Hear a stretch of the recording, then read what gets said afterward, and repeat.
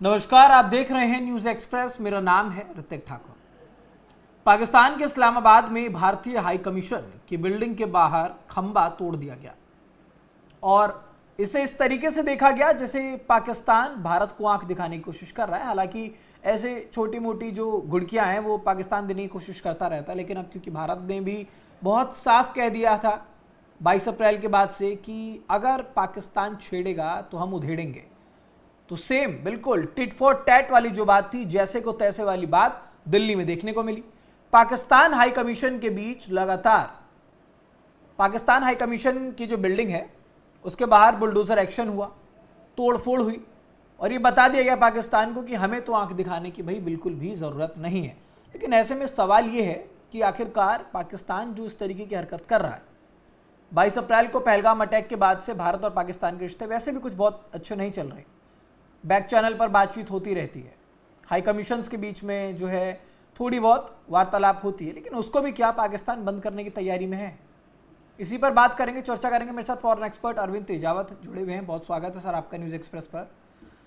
अरविंद जी, सबसे पहले तो ये समझना चाहेंगे, क्योंकि ये जो तस्वीर हम आपको दिखा रहे हैं, दर्शकों को दिखा रहे हैं, यहाँ पर पाकिस्तान हाई कमीशन की वो बिल्डिंग जहाँ पर बुलडोजर एक्शन हुआ और पाकिस्तान को ये ज़रूर समझ आ गया होगा कि एक खंबा उखाड़ा था, बेशक बहुत छोटी सी चीज़ थी, लेकिन टिट फॉर टैट वाली बात जो है वो भारत दिखा दे रहा है। अब चाहे आप बड़ी हरकतें करें, ओछी हरकतें करें या किसी भी तरीके से, भारत अब चुप नहीं बैठ रहा।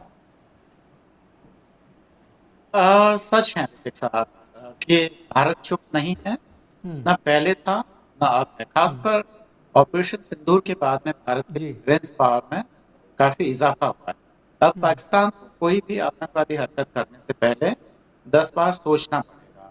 रही बात एम्बेसी के अतिक्रमण को हटाने की, तो इसमें भारत सरकार का भले ही इशारा पीछे से हो, पर वो कह रही है कि अगर आपने अतिक्रमण कर रखा है तो उसका हटाना यहाँ की जो तमाम जो एजेंसियां हैं उनका काम है और वो अपना काम करें।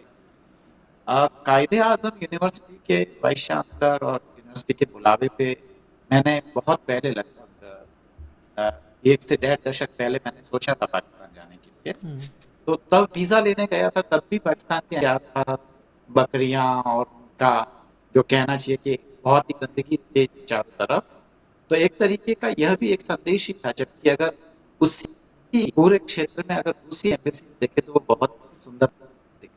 तो बिल्कुल रहा है ऐसा कि पाकिस्तान अगर हमारे साथ जैसा व्यवहार करेगा उसका नतीजा वैसे भुगतना पड़ेगा। बीच में एम्बेसी की हालत थोड़ी ठीक थी, पर अतिक्रमण किया है तो उसे हटाना लाजमी है ऋतिक साहब। ठीक है, लेकिन अरविंद जी, क्योंकि दोनों देशों की हम बात कर रहे हैं, अब शायद यही चीज़ अगर किसी और देश में होता तो इतना फ़र्क नहीं पड़ता, लेकिन वो वाली बात हो जाती है कि जब दूध का जला होता है तो छाछ भी फूंक के पीता है वो। अब पाकिस्तान तो अगर मक्खी भी मार दे और ये पता लग जाए कि मक्खी भारत से गई थी, तो भी लगेगा शायद वो भारत को आंख दिखा रहा है। अब राजनयिकों की अगर हम बात करें तो वो भी भारत और पाकिस्तान के बीच बहुत कम हो गए हैं, जो आपस में बातचीत करते हैं। लोगों को कम कर दिया गया है, बात करने का तरीका कम हो गया है, दरवाजे लगभग बंद हो चुके हैं। कहा जाता है कि वार्तालाप के लिए दरवाजे खोलने की ज़रूरत है दोनों देशों को, एक पड़ोसी होने के नाते। लेकिन बावजूद इसके अगर इस तरीके की हरकत हो रही है तो क्या ये माना जाए कि दोनों ही देशों के बीच में फ़िलहाल जो थोड़ी बहुत भी बातचीत है, इन हरकतों की वजह से, पाकिस्तान की ऐसी हरकतों की वजह से वो बातचीत भी बंद हो सकती है, जो तल्खियां हैं वो और बढ़ सकती हैं? बिल्कुल ऋतिक साहब, अभी लग तो ऐसा ही रहा फिलहाल, और खासकर जो भारत सरकार की कार्रवाई, उससे तो ये लग हो गया है कि भारत अभी फिलहाल पाकिस्तान से किसी भी तरह के संवाद के मूड में नहीं है। हालांकि बांग्लादेश की तरफ से भी ऐसे ही तल्खी भरे अंदाज में कुछ चीजें जरूर हुई, पर बावजूद उसके भारत ने बांग्लादेश के पीएम को ब्रिक्स में शामिल होने के लिए इनविटेशन भेजा है।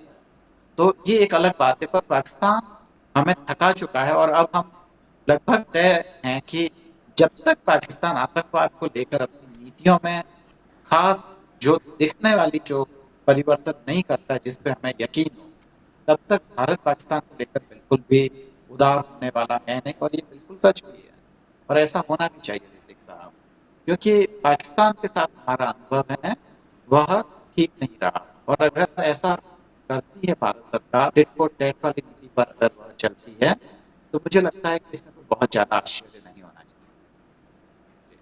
ठीक है, एक और सवाल ये भी है, क्योंकि दोनों ही देशों के बीच में कोई भी देश हो तो राजनयिकों का जो रोल होता है वो बहुत इंपॉर्टेंट होता है। लेकिन फिलहाल ये जो हरकतें हो रही हैं, जैसे वहाँ पर एक्शन हुआ, फिर दिल्ली में एक्शन हुआ, तो इन दोनों कंट्रीज़ के बीच में जब इस तरीके के एक्शंस होंगे तो वो जो राजनयिक हैं उनकी सेफ्टी पर, क्योंकि वो तो ग्राउंड लेवल पर काम कर रहे हैं, उनकी सेफ्टी पर क्या कोई खतरा आ सकता है इसकी वजह से?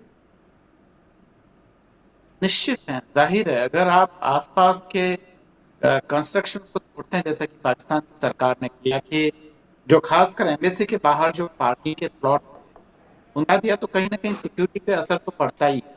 अब जो बाहर की दीवार है वो डायरेक्ट संपर्क में आ गई है लोगों के या बवालियों के, और कभी भी स्थिति बिगड़ती है तो हमें पता है कि भारतीय राजनयिकों को पीटा गया है, उनको मारा गया है पाकिस्तान में, और वहाँ जो मिनिमम जो एक तरीके से जो डिप्लोमेटिक जो इम्यूनिटी होती है उसका तक पालन नहीं किया गया है, तो ये चिंताएं तो पैदा करता ही है।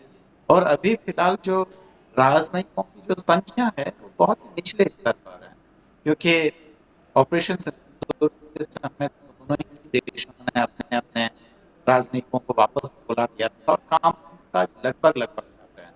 हाँ, संवाद है, पर संवाद है पर वो डीजीएमओ लेवल है, जैसे खासकर कोई बिना या गलत ठीक सूचना है, के कारण तो आपस कहीं ना कहीं जो चीजें राजनयिक हैं उनको एक खतरा ज़रूर इन सारी चीज़ों से हो सकता है, इन एक्शन से हो सकता है, और ये जिस तरीके के एक्शंस हैं इनकी वजह से कभी ना कभी किसी ना किसी तरीके से राजनयिकों को खतरा ना हो, इसके लिए भी लगातार जो है भारत सरकार काम करती है। पहलगाम अटैक के वक्त हमने देखा था कैसे उन सभी को वापस बुला लिया गया था, क्योंकि पाकिस्तान की बात करें तो उनके जो मंसूबे हैं वो कहीं ना कहीं बहुत अलग हैं।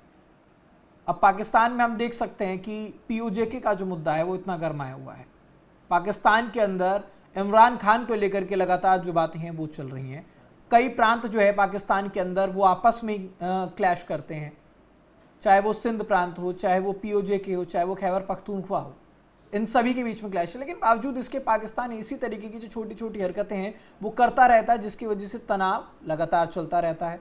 और एक बात और है कि जब जब पाकिस्तान में शायद सरकार की कोई बात नहीं चलती तो वो भारत के ऐसे ही किसी न किसी काम को करते हैं ताकि उनको लगे कि भारत के नाम की हवा एक बार फिर से चले और लोग जो हैं वहाँ के तमाम सेंट्रल मुद्दों से भटक जाएं। लेकिन फिलहाल इस्लामाबाद में हल्की सी आंख दिखाई, उसके बाद दिल्ली ने जो दृश्य दिखाया वो देख करके कहीं ना कहीं इस्लामाबाद की नींद ज़रूर उड़ी होगी। फिलहाल मेरे साथ फॉरेन एक्सपर्ट अरविंद तेजावत जुड़े हुए थे, बहुत धन्यवाद आपका तमाम जानकारी के लिए। और फिलहाल इस खबर पर आपकी क्या राय है हमें कमेंट बॉक्स में जरूर बताइएगा। देश दुनिया से जुड़ी तमाम खबरों के लिए देखते रहिए न्यूज़ एक्सप्रेस।